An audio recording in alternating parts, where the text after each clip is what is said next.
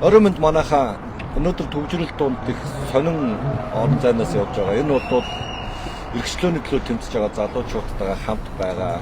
Тэгээ энэ огторх амархан жагсаал дээрээс зохион байгуулж байгаа залуучуудын нэг өн мөнхтэйгээ хамт өнөөдөр ярилцлага сууж байгаа. Тэгээ манайхан шеэрлээ түгээгээд олон нийтэд түгээгээд өгөөрөө найзуудаа ураарай тий бүгд найзуудаа ураарай. Тэгээд өнөөдөр их сони юм боллоо. Ухаан удаг аврыг тэр ухаан удаг гэж хүн юм уу нэг эмнэлэг твтээд байгаа юм шиг байна. Би минь муу байгаа юм шиг байна. Монгол Ардын намынхаа аврах гад ах шиг байна. Эмнэлгийнхаа ажлыг хий. Та нар чинь хүний бис ихэд байгаа мó яац. Оюун эрдэнэ хамаатан санда юм уу нэг л нөхөр тэр эмнэлэг твтээд байгаа юм шиг байна. Тэгээд өдөр 13 цагт ирээд тэгээд орой 18 цагт часаал маань тэр хүн амьд аврагдахаар болно яасан яваад их шиг боллоо. Тэгээд талбай дээр майхнууд бууж гин маргааш 12 цагаас ухаан удаа аврах гэж шиг байна. Дахиад ганцлах юм шиг байна. Би хаан муугаа хүнийг анчи аврах гэдэг нь ямар учиртай мэдэхгүй. Талбайг дүүрэх юм байна. Бүх үүрүүдтэй Монгол Ардын намынхан бүх үүрүүдтэй Улаанбаатарт байгаа бүх үүрүүд оюун эрдэнэ даалгавар өгөөд 10 хүн авчирч байгаа юм байна. Тэгээ энэ бол мэдээж төлбөртөө жинкнээсээ нөгөө нэг МСС-ээс санхүүжиж явж байгаа жагсаал байгаа гэдэгт би огт эргэлдэхгүй байна. За тэгээд өнөөдрийнхөө зочинтой ингээд бүгдөө яриа. Энэ сайн дурын үндсэн дээр болоод байгаа үйл явдал би бол эхнээс нь оролцоод явж байгааг хараад байж байна. Яагаад МСС-тэй жоох ботгоор авч байна? Эндээс бол яриаг хэлж байна. МСС-тэй би өөрөөч мэдгүй. Ямар ч сан бид нар яг нөгөө ямар шаардлагатай нийцсэн бэ гэхээр Монгол улсын одоо нийгмийн эдийн засаг засгийн нөхцөл байдал хүнд хэцүү байна. Тэгээд энэ дээр мэдээж гүйцэтгэх засгийн төлөв хариуцсан хэрэгтэй 6 жил боллоо гэдэг зарчим дээр нэгдсэн. Анхнаасаа бид нэр ийм асуудлыг гаргаж ирээд ярьж байгаа. Гэтэл энэ дээр ухаан удаг МСС гэдэг ч юм уу. Яг хүмүүсийн ярьж байгаа бас нэг үнцгүүд байна тийм хүмүүс айдас байна. Яг тэгэхээр нөгөө үндэсний баялагын сангийн тухай үйлдэл холбоотойгоор ухаан удгийн асуудал нөлөөлөлтөд магадгүй тэрийг хамгийн их ярьдаг оюун эрдэнэ рүү очирчих юм бол энэ асуудал яах вэ гэх тэрнэр бас нэг хүмүүсийн ойлголтыг заавал хэлэхэд энэ бол засгийн газрын гэхээс илүү улсын болтыг хэлж байгаа асуудал ухаан удгийн юм асуудал. Тэрнэр засаг хугацаа өгөхөөс үл хамааран улсын гур дээр нэг хүмүүсээ шийдээ явуулах асуудал. Тэгэхээр энэ дээр бол заавал ингээд нөгөө оюун эрдэнэ гэдэг хүн ерөнхий сайд гүйцэтгэх засаг дээр оюун эрдэнэ гэж энэ процесс бүгд хачаа үг авсан тийм. Гурав. МСС-ийн тухайд бол мэдээж яг зүгээр энэ чиг гэсэн урсан МСС ухаан удаг гэдэг байдаг. Их их холын цэгүүдийг гэдэг хооронд нь холбож наашаа гаргаж байгаа. Тийм зүйлс ажиллалтаа. Өөрөөр бол яг тэгээд яагаад МСС-тэй байж байгаа юм бэ? Тийм байж. Яг бид ч МСС-нээс 2 сараас оюутныг даруулж цогцолдоод явж байгаа. Тэгээд альфа нэг төлөвлөлт зөв хүн байгаад эсвэл МСС байгаад чинь цэцэг ганцхан дээр ингээд бизнес хийж бизнес ханаг хүн боддгүй засгийн газар болоо. Өнөөдөр бол бизнес ч нөр эдгээр хүн дээр явж байгаа шүү дээ. Энэ талаас МСС орчод хүн гайхаад гэсэн чинь баш оюун эрдэнэ эдийн засгийн зөвлөлт би өдөр төвлөх юм шүү дээ. Чимэд мэдмээ. Тийм бол мэднэ.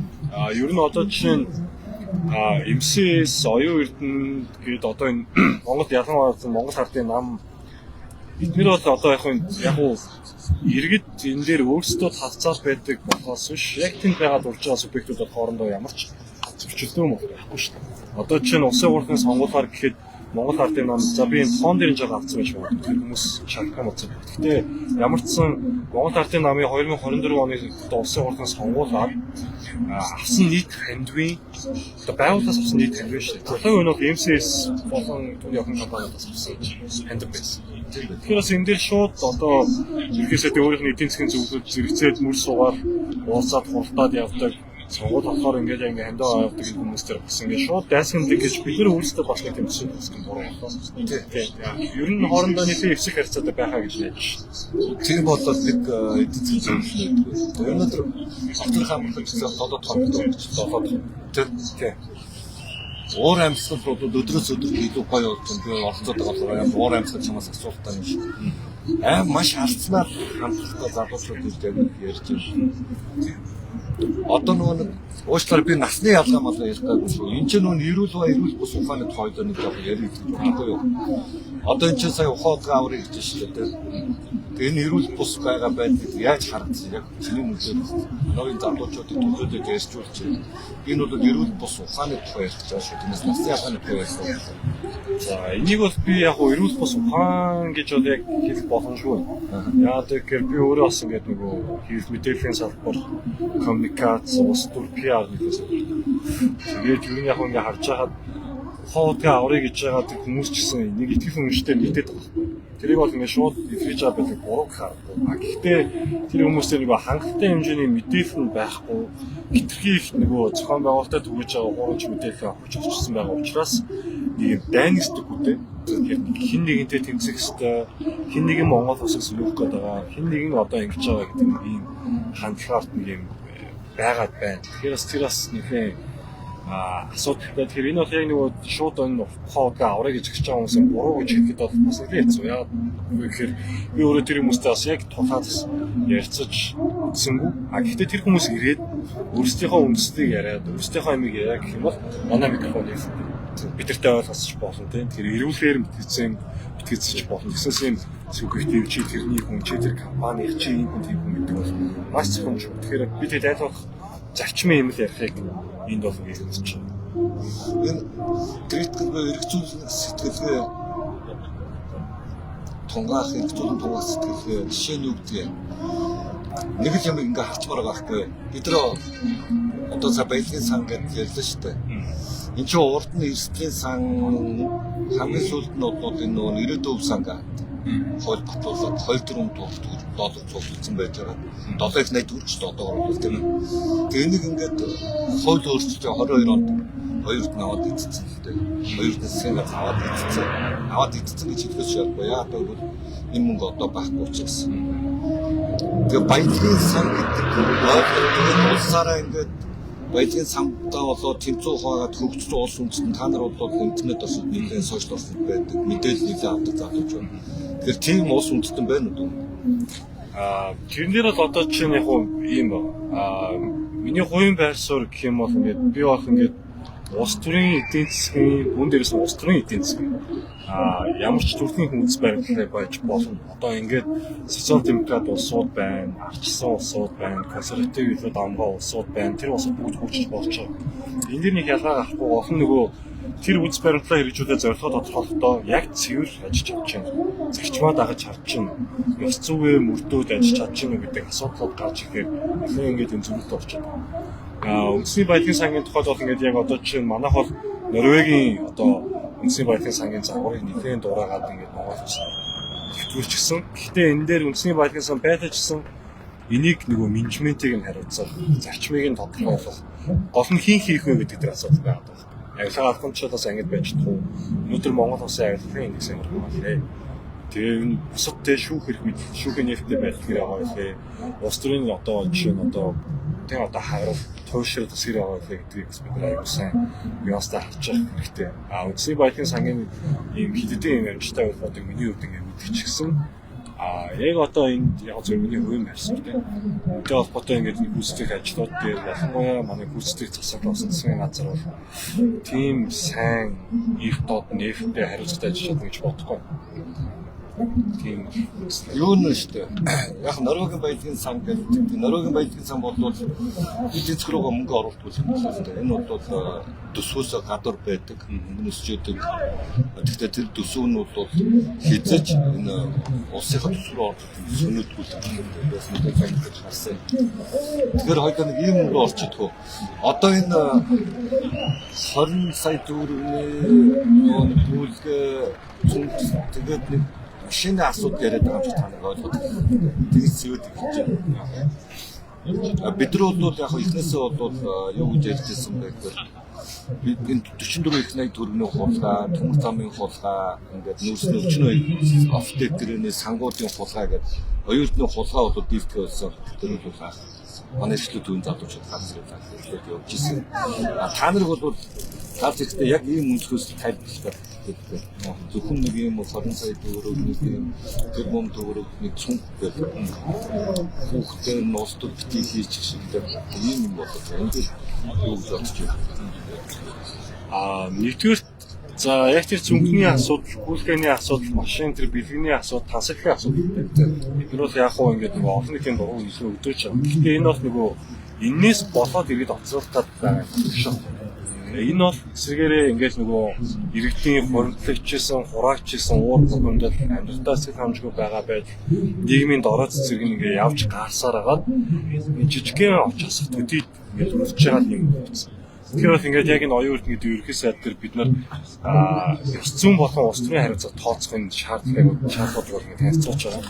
Тэгээ энэ дээр бол нэгдүгээр юм бол ёс зүйн харилцаа гэдэг. Ёс зүйн харилцаа гэдэг нь бол мэдээж хөрөнгө орлогын мэдүүлэгтээ тусгаагүй тэрнээс нь их хэмжээний байгаа хөрөнгөөр гэр бүлийн хүүхэдтэй өөрийнх нь одоо том хүү ингээд тансалж байгаа явдлыг бол тайлбарлах хэрэгтэй. Энэ бол их тоо байх хэрэгтэй. Өнөөдөр ер нь бол ер нь ингээд ерхий сайдын гэр бүл ингээд илүү хаалттай байсан тийм надад байдаг. Лондон амьдардаг байсан гэж ер нь бол бид ер нь олон сайхнаас тэрээс ингээд хөрөнгө орлогын мэдүүлэг энэтэй чинь нэгэн хэрэгцээтэй тайлбарж болохооргүй юмнууд нэлээд байна. Өөрийн болон үргийн орлогыг харьцуулахаар гадаад тэгээ амьдрах боломжтой юу, тийм хэмжээний зардал гарах боломжтой юу гэдэг асуудал. За бүгдээр улс төрхий гэдэг бол энэ ч угаасаа нөгөө төрийн албаагч, нийтийн албаагч одоо нэрээс нь төрийн өндөр дэд эрх мэдэлтэн гэдэг утгаараа энэ хүн зөвхөн ганц энэ хүн биш те. Түүний гэр бүл олон одоо хамааралгүй этгээдүүд бүгдээрээ хөрөнгө орлогын мэдүүлэл нь их тод хариуцлагатай байх хэрэгтэй. Одоо жишээ нь олон улсад тийм маш олон улсад сэтгүүлчнэр хэрэгц мэдээллийн байгууллагууд эдний нэгнийхэн нөгөө арга албан тушаалын гэмтрэгт оролцсон мөнгө төрөг авч байгаа сэтгүүлчдийг гэр бүлийнх нь гишүүдээс нь дамжуулж олж авдаг ийм одоо авсан кейсүүд зөндөө байдаг. Одоо жишээ нь одоо Монгол Ардын намын нэр бүхий гишүүн бол оюун эрдэнэ ерхий сайдын өмгөөлөлтөө тийм юу гэж шүү дээ. Ерхий сайд бол өөрөө тийм тансаг хэрэглэдэг хүн биш гэж. Тэгэхээр энэ бол аль ч улс орны улс төрчнөр тийм тансаг хэрэглээтэй байгаад их тод тэргээ зарлаа явдаг.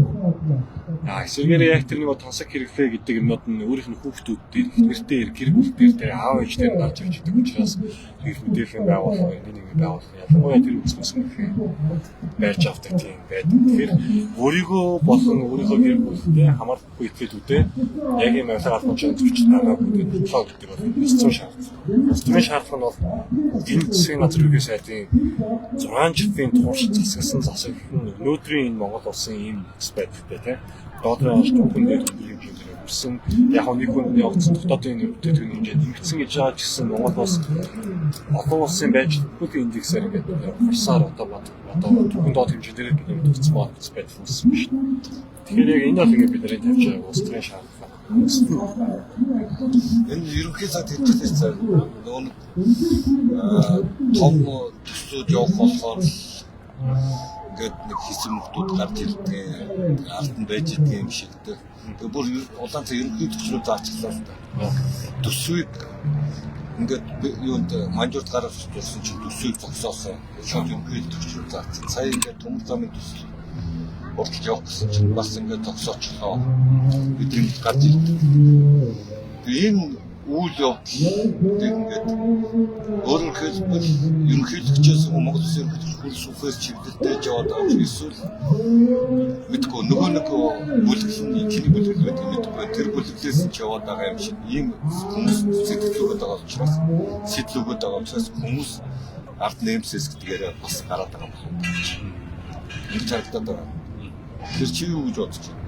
Ерөнхий сайдын саныг хэлсэн гэдэг бол ийм зүйлтэй байна. Тэр бол яг гоо ингээд нөгөө зарчмын ялгаатай юм болж байна. Ерөнхийлөгч болон ерөнхий сайд за яг нөгөө монголчуудын төрийн буруу гэж ярьдаг субъектүүд байна. Тэгээд улсын хурлын дараа ороод байгаа. Бид нар бүгдээ өөр гэсэн их хэмжээтэй, өөр гэсэн үүрэгтэй, өөр гэсэн хариуцлага тооцох механизмтай ийм юм. Мэдээж яг гоо ингээд нөгөө намал юм чинь улс төрөл юм чинь тийм дотор хагалтай байхаа үүс фракц очваа.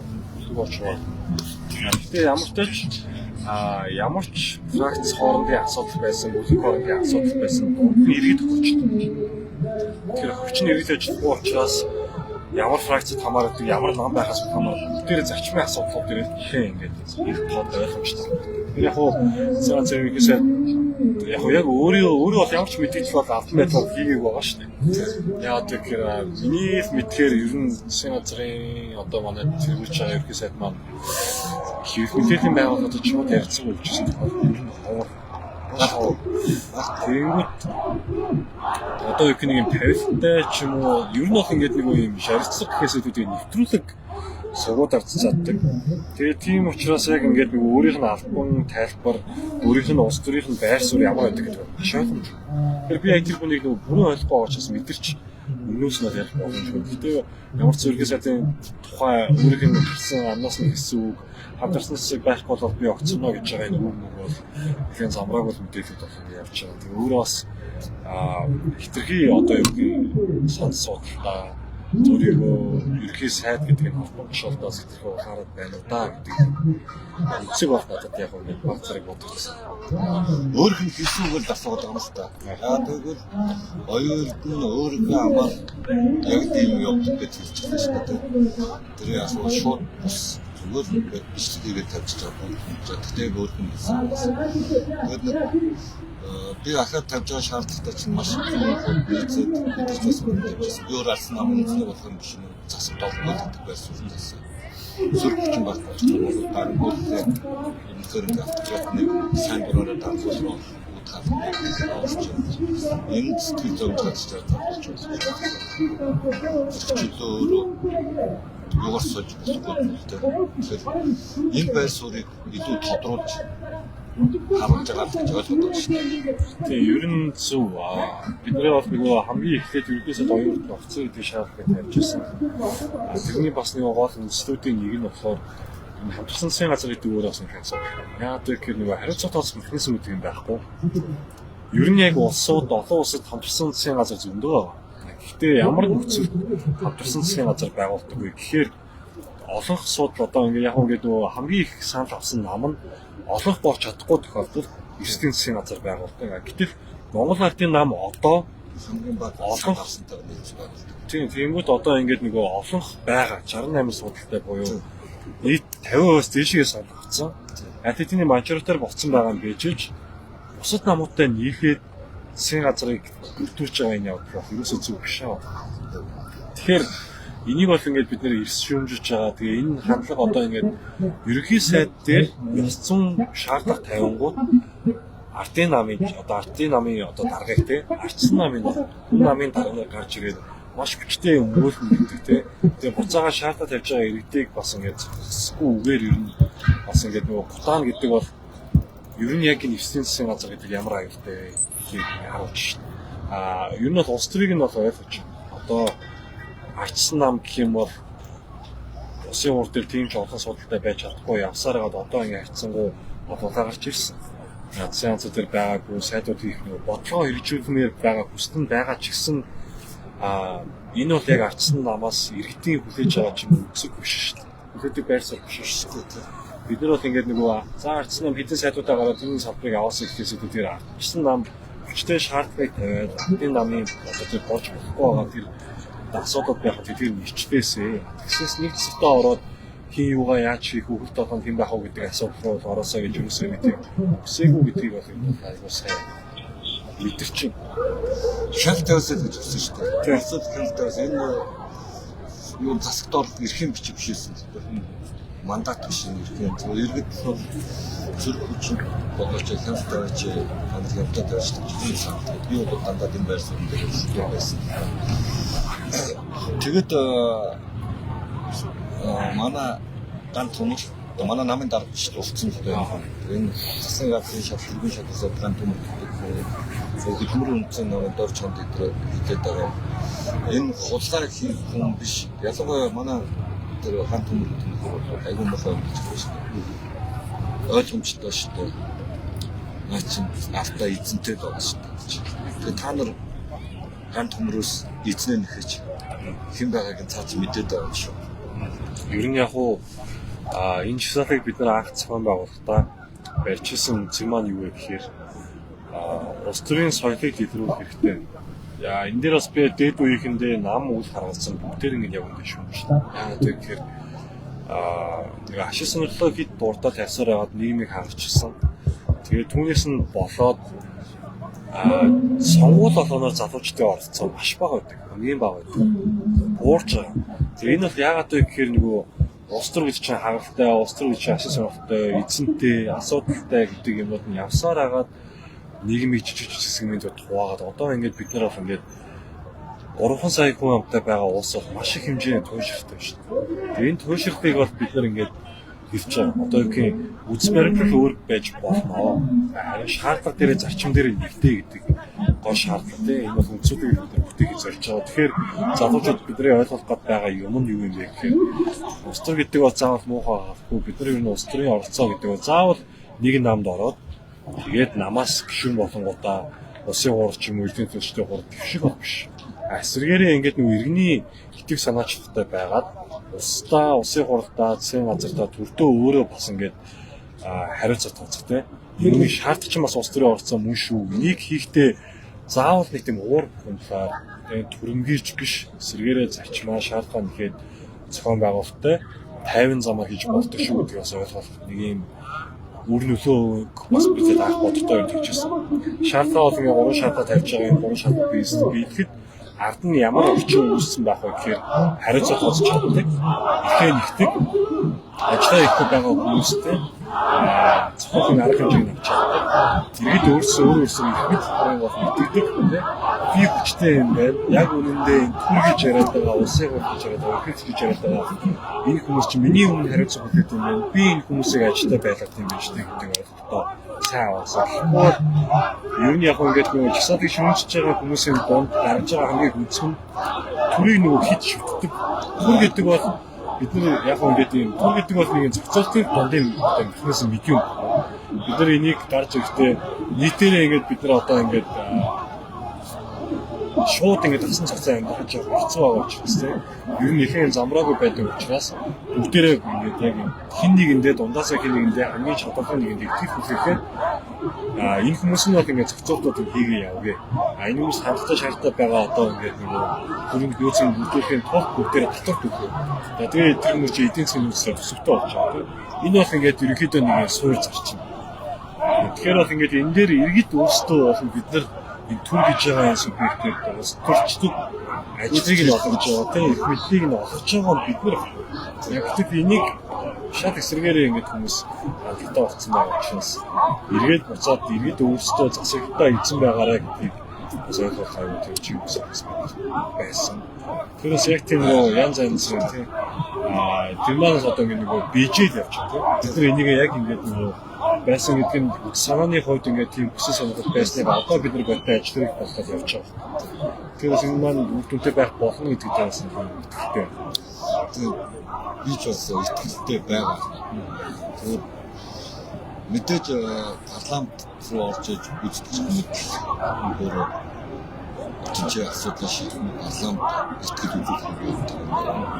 Маргааш Монгол ардын намын баг болчихж байгаа юм. Намын дараатай итгэл үзүүлэх асуудал ярьж байгаа шиг байна. Өнөөдөр ингээд бахан буулгаад байгаа шиг тань анзаарч байгаа шүү дээ. Маргааш Монгол ардын намын баг хурдж байгаа учраас оюун өрдөө өөрийгөө хамгаалахын тулд нөгөө нэг ухаад гаврыг нэмэлт төвдөд байгаа хүний тухай ч юм уу сүүл нэг юм авах гэдэг. Тэр жигсаалд өргөжүүлэх юм одоо талбайд маргааш бүрдэж шиг насрын хүмүүсийн амжилттай орж ирж байгаа. Тэгээд нэлээд том улс төрийн ширүүнд нам доторх юм бай. Манай нам дээр өнөөдөр улс төрийн зүйл шуулж байгаа юм байна. Нам дээр бас шийдвэр авах нэлээд хэрүүлтэй байгаа юм байна. Мэдээж хөдөлмөрийн үндэс Монгол ардын нам оюутныг харуулж байгаа. Ийм үйл явдлууд болж байна. Тэгээд үр дүнтэй болж байна гэж би хэлэх гээд байна. Чисаад энэ тэмцлийг энэ эрхлөөний төлөв тэмцлийг хийж байна. Чи яаж харж байна энийг? Маргааш энэ баг хурлыг магадгүй дарсан байх манай үндэсний бодлогоор орж болох юм шиг байна. Ерхийдээ оюун эрдэнэ энийг бас айгүй би энэ дээр яг зүгээр яг би өөрөө нам бос. Архи намын гишүүн биш. Ер нь бүх намууд бүгдээр нь шүмжтэй хамтдаг. Ер нь Монгол бас намын бол намын дотоод арч гэдэг. Би чинь зүүнний либертар зөний хибртаар зөвхөн одоо ер нь социал демократ халраад хүн. Гэхдээ бол энэ Монгол Ардын намыг хэрэгжүүлж байгаа бодлого бол яг социал демократыг амжилттай зөв хэрэгжүүлж чадахгүй байгаа нь маш судалтай. Яагаад гэвэл энд нэг намын дотоод арчлал нөлөөлж байгаа, ив тод бус байдал нь, авилга авахчлагын гэмтэлгүүд нь нөлөөлж байгаа, ашиг санхын зөрчлүүд нь нөлөөлж байгаа тийм. Тэгээ энэ дээр би яг Монгол Ардын намыг шүмжиж байгаа нэг юм. Уг нь энд иргэд тийм төрийн одоо буруу эрх мэдлээ, гүйцэтгэх эрх мэдлийн тийм төрийн асуудал байгаа. Гэтэл энийг шууд улс төрийн асуудал болж байгаа. Одоо гэхээр би өчтөрчсөн бас нэхэн хурц яриаг энэ часаалын үед хийсэн. Тэр яран дээр хэлэхдээ бол ер нь энэ үйлдэлийг бол би яг нэхэн жоохон хүндэг мохоо бэртгчин гэдээ утсан. Тэгэхээр яагаад гэхээр энэ бол ингээд нөгөө төрийн асуудал, зарчмын асуудал, засаглалын асуудал явж байгаад энийг шууд улс төрийн асуудал болгож байгаа. Тэгээ Монгол Ардын намын баг хурлаар би хариуцсан бүлэг хэсгийг шийдүүлнэ гэдэг бол уг нь бол оюун эрдэнэ ерхий сайд өөрийнхөө тавилтаа нэгдүүлэх болгон дээр ярьдаг. Нэгдүгээрт улсын эрх шиг, хоёрдугаарт намын эрх шиг, гуравдугаарт хувийн эрх шиг. Гэтэл улсын эрх ашигаа хойноо тавиад намынхаа эрх ашигт нийцүүлж энэ төрийн ажлыг, төрийн эрх шиг одоо ингэж гүйцэтгэж байгаа явдлууд ерөөсөө зөв юм бол биш гэж миний харж байгаа. Тэгэхээр бас ингээд Монгол Ардын намын баг хурлын гишүүд бас яг энэ хүндээ хариуцлага тооцоосоо гэж миний хувьд ихээ хүсэж байна. Гэхдээ бас ямар үр дүн гарч ирэх бол би яг бүрэн судалдаг байна. Гэхдээ ямар үр дүн гарахаас үл хамааран бид нар жагсаалын шаардлага биелүүлэх хүртэл жагсаа гэдэг байсартай. Энэ зөвхөн Монгол Ардын намыг чиглэж байгаа юм шиг ардсан намыг чиглэж байгаа. Ардсан нам гэсэн өөрөө засаас гарах шийдвэрээ гаргах хэрэгтэй. Энэ үйл явцлах хэрэгтэй.